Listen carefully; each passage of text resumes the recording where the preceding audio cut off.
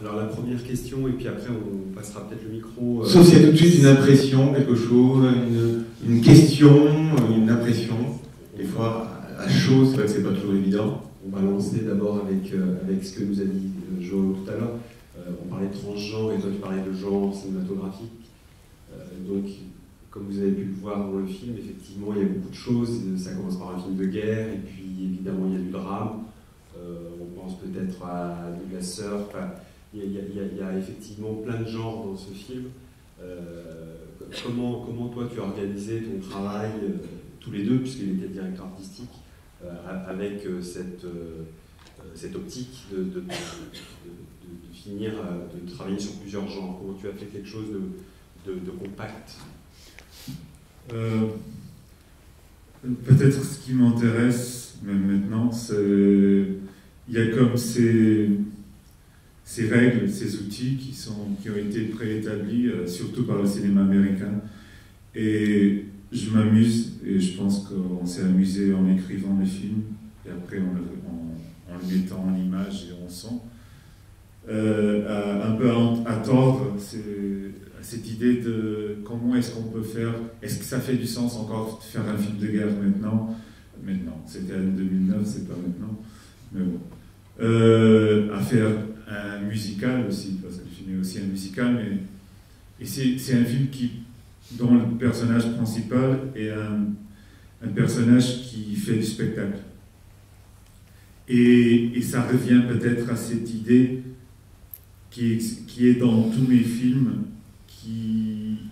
les idées viennent aussi du réel. Je vois mes films beaucoup aussi comme des documentaires, même s'ils sont complètement fictionnels. Mais je les vois comme des documentaires sur ces acteurs, ces lieux. Il y a beaucoup de recherche.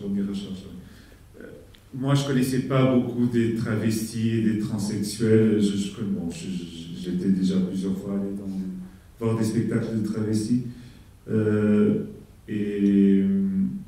Et donc, ce film est peut-être né de la dernière scène de mon film précédent qui s'appelle Odette, où il y a le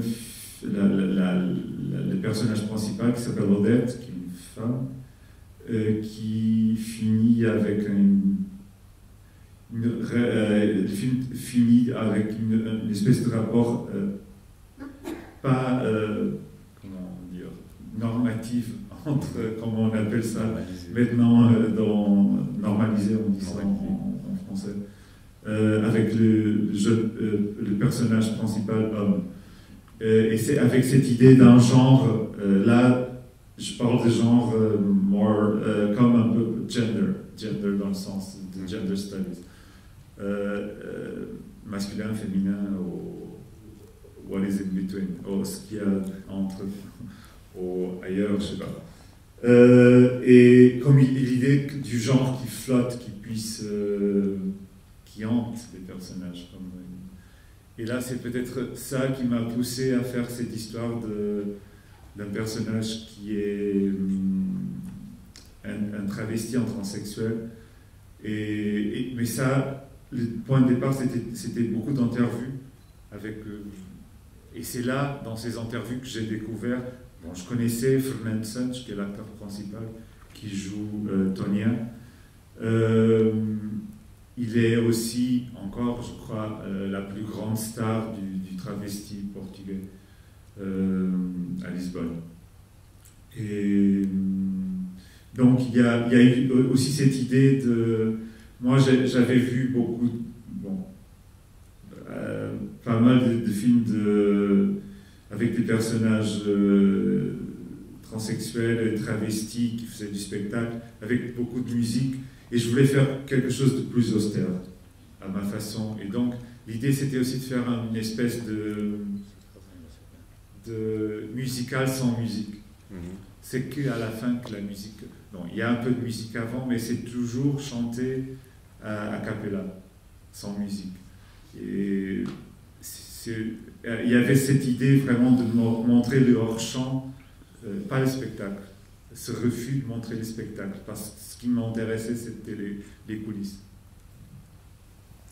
Et le travail avec Jean Rue, par exemple, on a les coulisses de le bar ou la discothèque, je ne sais pas comment l'appeler, où Fernando Santos travaille encore à Lisbonne, qui s'appelle Finalmente. C'est un tout petit bar, c'est vraiment très très petit. Et il y a des loges très très petites. Mais on a essayé de s'inspirer de ces loges et on les a recréées dans un autre espace, qui sont aussi des loges, mais dans un espace plus grand. Parce que c'était vraiment impossible de filmer ces endroits de la façon dont je voulais aussi filmer. Alors, est-ce qu'il y a déjà des questions dans la salle, on fera passer un micro. Ou des réactions, des questions ou autres. À la découverte, parce que vous étiez nombreux à découvrir son cinéma. Peut-être que Jean veut rajouter quelque chose, non? Non, Jean me disait aussi, parce que toute la première séquence, moi, j'ai pas fait l'armée, mais j'ai suivi pendant 2 semaines une compagnie de soldats. Et parce que quand j'ai fait ces interviews avec ces personnages, surtout des gens de l'âge de Fernando Santos, qui à l'époque avait 40 quelque chose ans, ils me racontaient des histoires d'armée très humiliantes de leur passé quand ils étaient jeunes. Ouais, ils étaient jeunes.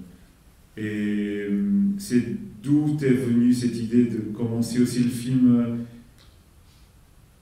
d'une façon aussi mourir comme un homme qui raconte beaucoup l'histoire, mais c'est aussi cette idée de... C'est comme une fausse piste qui après revient.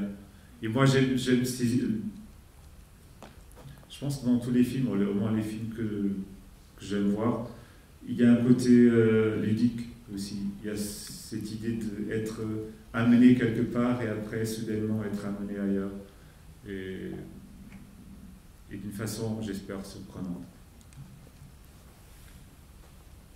Alors, petite question, formellement, évidemment, il y a un travail très soigné. Moi, je me souviens de cette scène qui dit rouge et bleu, c'est ça, il y a des filtres que tu utilises sur une scène qui se passe à la campagne, près de la maison, là. Quelles étaient là les idées comme ça d'amener ces couleurs sur le film? Je me souviens très bien de cette scène. Jusqu'à ce film-là, j'avais toujours tourné en ville, à Lisbonne, qui est la ville où je suis né et où j'habite. Mais j'avais envie de sortir aussi, un peu comme le personnage, qui étouffe dans la vie et qui veut aller ailleurs. Alors, avec cette excuse de partir chercher la famille de son ami, ils vont finalement se perdre et trouver un ailleurs. Une espèce de forêt enchantée qui est aussi quelque chose qui est venu. Il y a un livre américain qui s'appelle Casa Susana, qui est un livre de photos qui ont été retrouvées par, je ne me souviens plus de qui, dans un marché aux puces aux États-Unis, des photos où il y a tous les personnages qui reviennent. C'est des photos des années 50-60, et on comprend que c'était des hommes qui se habillaient en femme et qui se réunissaient et faisaient des réunions dans la campagne, dans une maison. Après, il y a dans une des photos, il y a un panneau qui s'appelle Casa Susana, mais on ne sait rien de ces gens. On ne sait pas qui ils étaient. Mais elles sont des photos très mystérieuses d'une certaine façon, parce qu'on imagine toute une vie ailleurs, de ce qui était la vie quotidienne de la plupart des gens en Amérique ou ailleurs dans le monde, et des gens qui se construisaient un monde à leur taille, à leur façon, et un endroit où ils pouvaient être heureux, parce qu'il y a beaucoup de mélancolie, mais aussi beaucoup de happiness, comment est-ce qu'on dit, de joie, de bonheur. Et donc on s'est beaucoup inspiré par ces photos et aussi par le personnage de Maria Bacca, qui est le personnage qui est joué par Gonçalo Freire d'Almeida, qui est un personnage qui préexistait au film. Donc il a inventé, c'est un acteur, qui a inventé ce personnage de Maria Bakker, qui à l'origine c'est un personnage qui parle que anglais. Et donc au début, moi je voulais travailler avec lui, et je pense qu'il voulait aussi travailler avec moi, mais il résistait beaucoup au fait, comme c'est un personnage pour lui, un personnage de fiction complètement inventé, il résistait beaucoup à changer par exemple la langue pour qu'il parle portugais. Mais ça ne faisait pas du sens que Tânia rencontre quelqu'un qui parle anglais. Et donc on l'a retravaillé, mais c'est pour dire que c'est pour ça que de plus en plus je trouve que le côté documentaire, bon déjà je ne fais pas trop de distinction entre le documentaire et la fiction, mais il revient toujours dans les films, le réel, savoir sur ce qu'on est, pour moi c'est très important. Jean-Louis nous dit aussi, j'ai fait aussi beaucoup de la scène du générique où on voit ce médecin qui fait un origami avec oui, qui change en sexe dans un autre. Moi j'ai interviewé un médecin qui, pour être simple, il m'a expliqué avec une feuille de papier comment on changeait de sexe. Un vrai médecin qui fait c'était un des premiers médecins qui faisait des opérations de changement de sexe. On dit pas ça, c'est pas politiquement correct. Non, ça, je sais pas comment ça se dit. De female to male.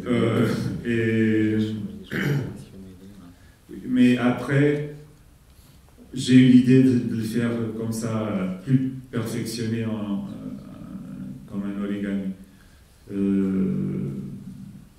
Mais on revient à l'idée du ludique qui était déjà présente dans les interviews, dans la façon dont les gens racontaient leurs histoires, qui étaient quelques-unes tragiques, quelques-unes pas du tout. Après, j'ai voulu raconter cette histoire. C'est pas non plus, même si j'ai pris des bouts peut-être à des histoires qu'on m'a racontées, c'est pas non plus le portrait de quelqu'un qui a vraiment existé. Question, toujours pas. Alors moi, ce que dans les choses importantes qu'il faut qu'on dise, effectivement, c'est que tous les deux vous êtes ici sur le plateau, parce que c'est une vraie collaboration, pas sur le premier film, je crois, sur Fantasma, mais à partir de ODT. Et puis là, c'est beaucoup plus marqué sur ce film.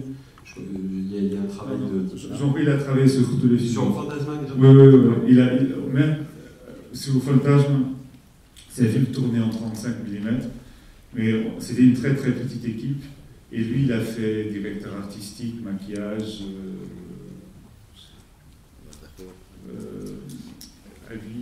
costume, oui. On se partageait beaucoup. Moi, quand j'ai commencé à faire des films, je viens plutôt d'une, je sais pas, je voulais faire tout seul. Je voulais pas partager le travail, parce que moi je trouvais que je contrôle tout. Même maintenant, j'ai appris à travailler avec les autres, mais j'ai dû l'apprendre. Parce que pour moi, c'était très difficile au départ. Je voulais tout faire moi-même. Dans un souci de perfection, ou simplement parce qu'on avait appris comme ça et qu'il fallait faire comme ça? Non. Ou de ne pas déléguer, ou que c'est son bébé à soi? Non, parce que moi, avant, j'ai fait l'école de cinéma, après j'ai travaillé presque 10 ans dans des films d'autres genres. Au montage et aussi comme assistant réalisateur. Et j'ai vu trop de choses qui ne m'ont pas plu. Parce qu'il y avait des... Oui, il y a beaucoup de je sais pas, peut-être des mythes qui ont été brisés par cette idée que les choses sont faites par les autres. Je sais pas. Pour moi, c'est vraiment... Un film, c'est tout pensé. Et c'est peut-être aussi pour ça que je travaille toujours avec les mêmes gens. Je travaille toujours avec Jean Rouy, avec le même chef opérateur, avec le même directeur de son, parce qu'on se connaît déjà et on sait comment travailler ensemble. On ne doit même pas beaucoup parler. Dans ce cas-là, comment on arrive à faire confiance à de nouveaux acteurs à chaque fois, alors, chaque film? À cause des rôles? Oui, c'est vrai que j'ai... Non, c'est pas vrai. J'ai retravaillé avec une actrice qui fait Cindy Scratch, qui fait Irène, le personnage de l'amie de Tonya, la coiffeuse. On a retravaillé avec elle sur la dernière fois que j'ai vu Macao. Elle a vraiment c'est le personnage principal qu'on voit dans le film. Mais j'ai jamais vraiment... J'ai été très influencé, je pense que je suis encore très influencé par Robert Bresson. Et avec cette idée que... Même s'il a... Je pense qu'il a travaillé, je ne sais pas s'il a travaillé avec Amy Azelski 2 fois. Non, je ne pense pas. Il n'a pas retravaillé avec des acteurs. Comme si un acteur, d'une certaine façon, il est... unique dans un rôle. Mais ça ne veut pas dire que... Parce que aussi, au départ, j'ai commencé à parler avec non-acteurs, avec des gens qui n'étaient pas... Non professionnels. Non professionnels. Et après, j'ai commencé à me mélanger et à... Je ne suis pas aussi trop dogmatique, je ne crois pas au dogme. Petite question. Le micro est circulé. Une impression, une question? Moi j'avais une question par rapport à votre matière musicale, parce que j'ai trouvé ça hyper intéressant dans votre film. Comment vous avez finalement choisi toutes les chansons? Est-ce qu'il y a un rapport avec presque une forme de fado un peu mélancolique portugais? Est-ce que ce sont des chansons de cabaret véritablement? Est-ce que les chansons aussi, les extraits de texte qui sont en allemand, le personnage de Maria Backer, est-ce que c'est tiré d'opéra? Est-ce que c'est du Goethe? Je me suis posé souvent des questions. Je trouve que c'est très très bien utilisé. Les paroles sont très belles en plus. Comment vous avez travaillé ça? Je voulais travailler avec des chansons populaires. La plupart sont des chansons populaires portugaises qui, souvent, je pense qu'il y a dans la musique... Et aussi, il y a un chanteur qui est très important, qui après réapparaît dans mon dernier film, qui est António Variações, qui était un chanteur des années 80, qui est mort au début des années 90 avec le sida. Et il était très influencé par le fado, mais aussi par le folklore. Et par la pop aussi. Et il fait un mélange très inventif, et en même temps en restant très populaire. Et moi j'aime beaucoup ces chansons. Et après j'ai rajouté aussi des chansons qui sont vues un peu d'une façon un peu ringarde, qui sont considérées un peu ringardes, mais dont les paroles, la plupart des fois, sont assez belles. Et donc c'est pour ça aussi que j'ai peut-être... non, je ne m'intéressais pas vraiment à mettre la musique, parce que j'avais cette idée qu'un musical pourrait être comme si on est sous la douche, un peu. Cette idée qu'on chante plus que chanter. Et donc, c'est des chansons que la plupart, je les connaissais bien, et elles ont pris place dans le film. La dernière chanson, c'est une chanson aussi, c'est un fado, qui est chanté vraiment par l'acteur, par Franzen. Je dis l'acteur parce qu'il joue, il n'a pas fait de changement dans son corps. Et c'est un fado des années 80 d'un chanteur qui s'appelle Paulo Bragança, qui était un peu, quand le fado s'est commencé à se démocratiser plutôt, sortir des frontières. Ça ne pas démocratiser parce que le fado était... non, sortir des frontières. Pas être un peu moins... Comment dire? Il y a eu un mouvement de gens qui ont voulu faire des choses différentes dans le fado, pas rester dans la tradition. Et lui, par exemple, il chantait avec des jupes et pieds nus. Et il était très influencé par Amália Rodrigues, qui est la grande chanteuse portugaise de fado. Et moi, je trouve cette chanson très très très belle. Et en plus, c'est comme si elle était presque composée pour la fin du film.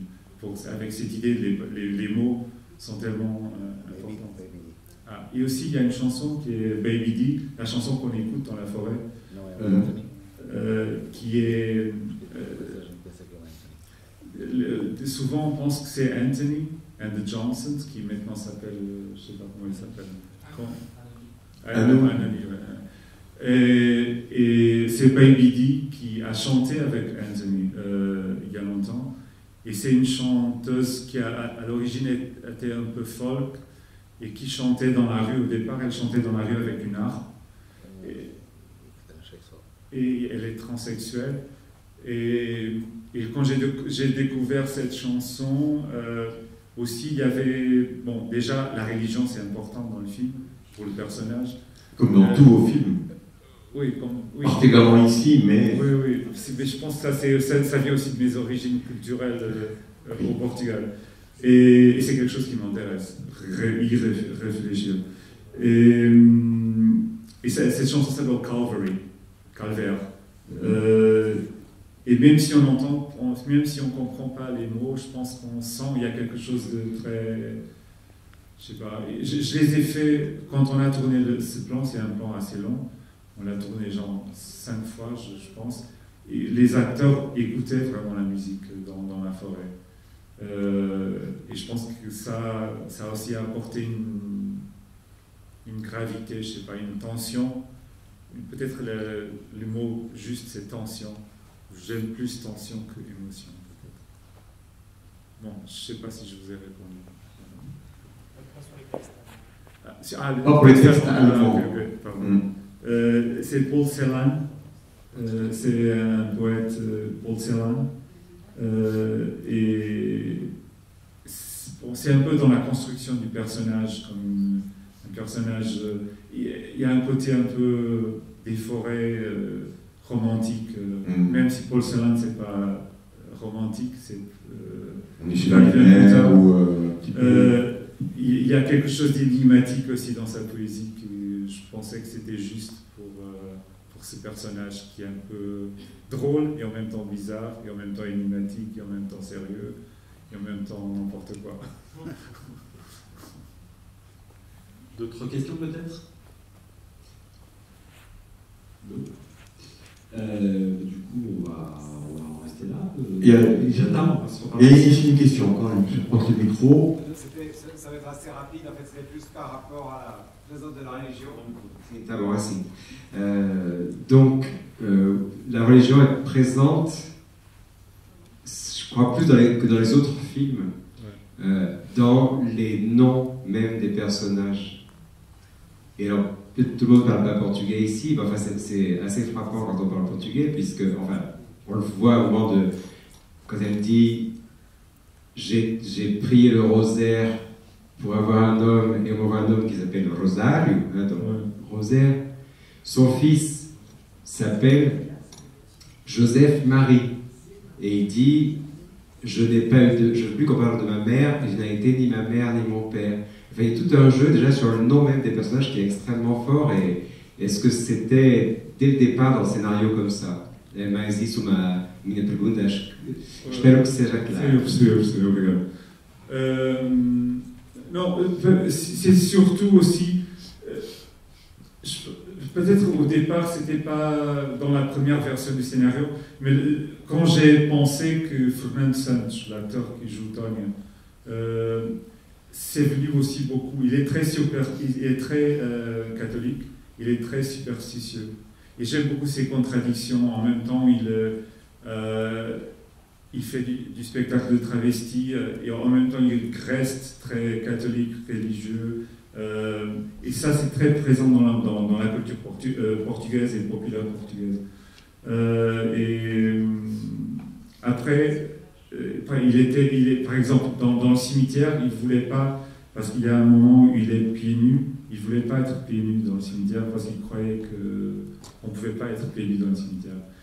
Et alors, il y a beaucoup de choses qui, je pense que ça, dans son jeu aussi, mais il avait fait peut-être des petits rôles dans des films, mais très très petits, mais il n'a jamais fait un grand rôle, qui ont apporté une vérité, je peux dire. C'est aussi, c'est tout le côté documentaire aussi dans son jeu, d'une certaine façon. Par exemple, lui, il joue d'une façon très différente que son copain Rosario, c'était un tout jeune acteur qui sortait du conservatoire.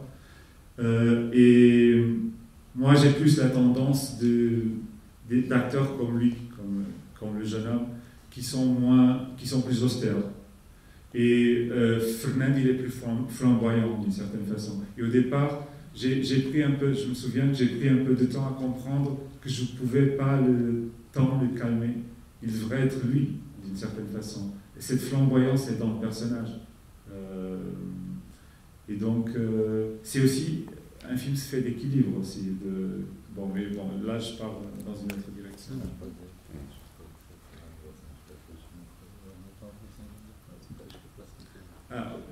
Mais après, c'est quelque chose que je pense que j'ai toujours réfléchi dans mes films, c'est comment encore la religion existe et habite le Portugal et m'habite aussi à moi, même si je ne suis pas religieux.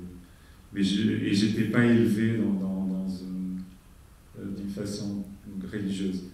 Mais qui, après, par exemple, mon dernier film, c'est une version très libre, je pourrais dire, de l'histoire de Saint-Antoine.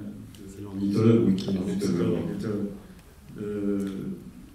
très, je dirais pas iconoclaste, mais pourrait être vu un peu d'une façon iconoclaste, même. Parce que ça m'a beaucoup nourri, ces histoires. Et elles m'ont beaucoup, surtout peut-être par la littérature et par la peinture. Et je pense que j'ai appris plus qu'à voir des films, à faire des films en regardant des images de la peinture, peut-être. Mais ça ne veut pas dire que je veux faire des tableaux, parce que c'est quelque chose que j'aime pas dans le cinéma, c'est des belles images. Je pense qui n'ont pas de chair.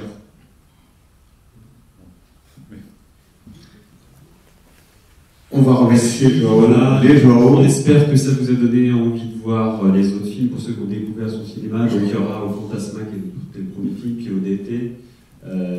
L'ornithologue. L'ornithologue. La dernière fois que j'ai vu Macao, en co-réalisation avec Joao Rui. Et ça sera lundi. Donc voilà, on espère vous revoir dans les salles. Et surtout, ne ratez pas, puisqu'il est très très très prolixe, la masterclass, vendredi après-midi, à l'Université Lyon 2, dans le grand amphithéâtre, 17h, demain d'ailleurs, on retrouvera Joao et Joao. Merci à vous, merci à Joao, un grand merci. Vous avez aimé les films, faites-le savoir, allez voir les autres, dans les autres salles, et assister à la masterclass. Merci à vous, bonne fin de soirée, et bon festival Écran Mixte.